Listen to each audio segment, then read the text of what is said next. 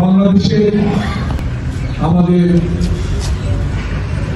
হিন্দু সম্প্রদায় সবচেয়ে বড় পূজা দুর্গাপূজা শুরু হবে। বাংলাদেশের সম্প্রীতি নষ্ট করার জন্য একটি চক্র, এই বিপ্লবী সরকার ক্ষমতা আসার পর বাংলাদেশের এই অন্তর্বর্তীকালীন সরকার হওয়ার পরে একটি চক্র হিন্দু সম্প্রদায়কে উপর নানা রকম অত্যাচার অবিচার করে একটি সংখ্যার সৃষ্টি করতে প্রয়াস চালাচ্ছে।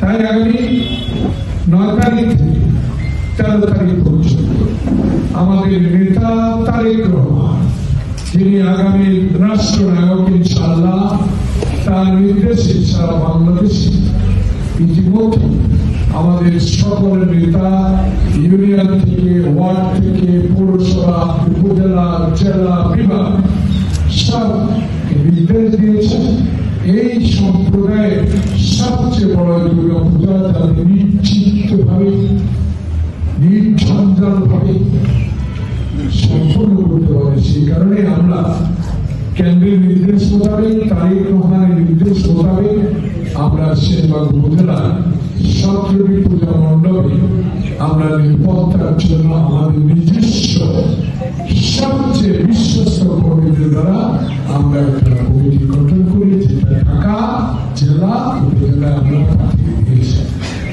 বিষয় হল কোন রকম অশান্তির সৃষ্টি এই আওয়ামী লীগের তারা না করতে পারে। দেশে চলমান রাজনৈতিক পরিস্থিতি সবাই নজর রাখে।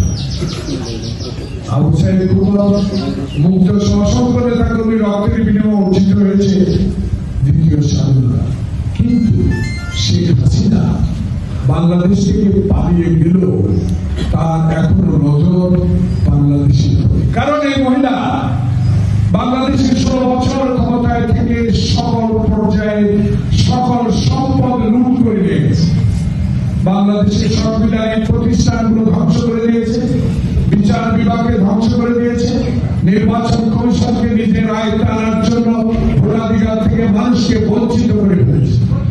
সে কারণে এখনো বাংলাদেশে ডক্টর ইউনূসের মতো একজন সুবাগুয়া ব্যক্তিকে আমরা পেয়েছি, যার মাধ্যমে দেশে একটি সুষ্ঠু সুন্দর নির্বাচনের মধ্যে দিয়ে জনপ্রতিনিধির হাতে ক্ষমতা হস্তান্তর করা যায়, সেই দিকে নজর রেখে বিপ্লবী সরকার এই সরকারকেও কাজ করতে বাধাগ্রস্ত করে তোলার চেষ্টা চলছে। গার্মেন্ট শিল্পকে ধ্বংস করে দিচ্ছে হরতালের নামে, অবরোধের নামে, এরাও আওয়ামী লীগের প্রধানতা।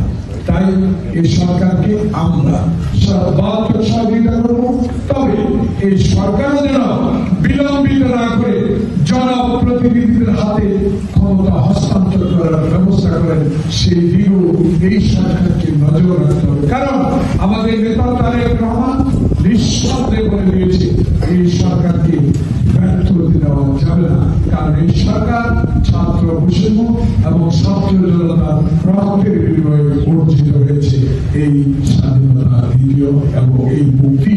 তাই হাসিনা থেকে মুক্তি পেয়েছি, এখন মুক্তি পেতে হবে আমাদেরকে এমন একটি নির্বাচনের মধ্যে দিয়ে যে দল, যে দেশে একটি নিরপেক্ষ সরকারের অধীনে বাংলাদেশ জাতীয়তাবাদী দল ক্ষমতায় এসে মানুষকে